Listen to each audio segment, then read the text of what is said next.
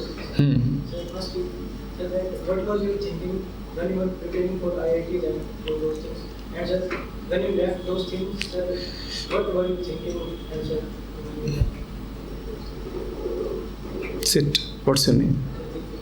Deepak. Sit. Deepak is asking, what was your thinking when you were preparing for IIT or IIM or civil services? And then he's asking, what was your thinking when you were leaving them? It's not the same man who prepared as the man who left. We are a flux.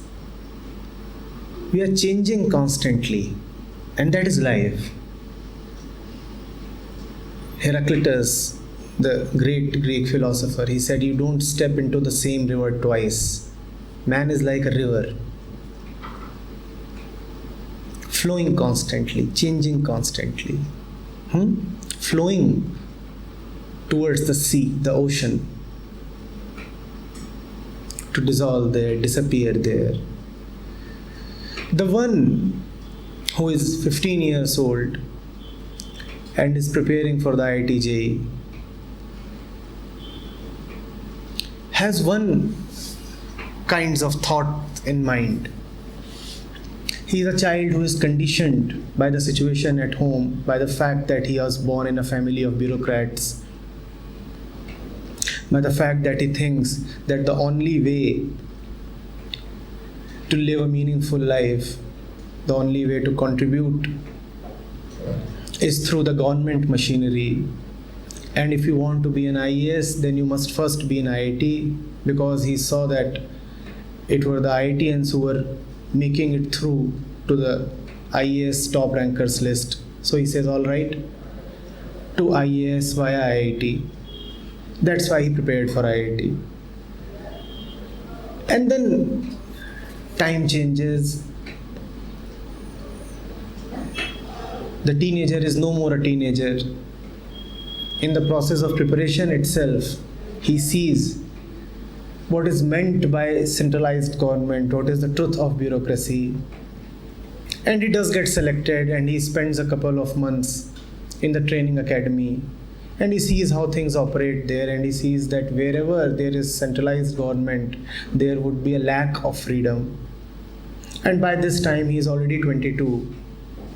And he says, no, I'm young, I cannot spend my life in a system that will constantly dictate how I am to be.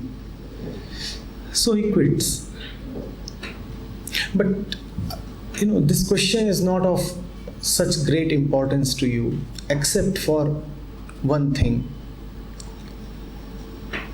It doesn't matter where you are. It doesn't matter where you are. Your entire history has brought you to a point. That history doesn't matter. In your awareness, in your deep understanding, what is right is right.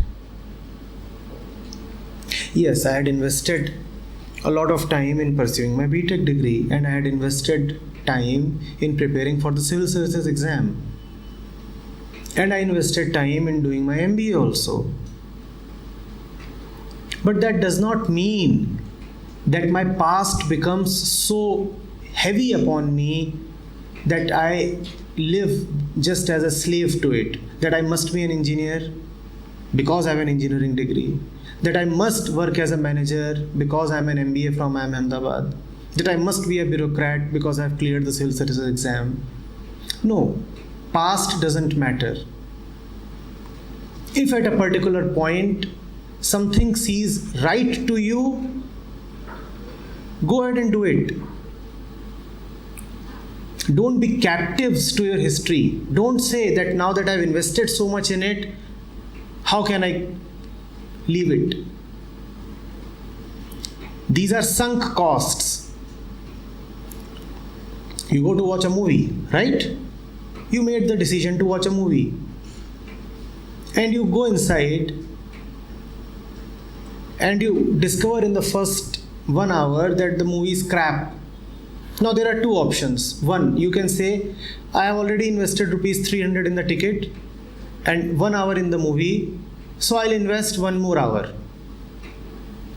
The other option is, I have only invested 300 and 1 hour, why should I waste another hour? And whether you go by the first choice or the second one, that decides the entire destiny of your life. Do you see these two approaches? First approach says, I have already invested 300 rupees and 1 hour, so let me spend another hour. The second one says, I still can save 1 hour and I have invested only 300. Why am I investing more into something that does not deserve it?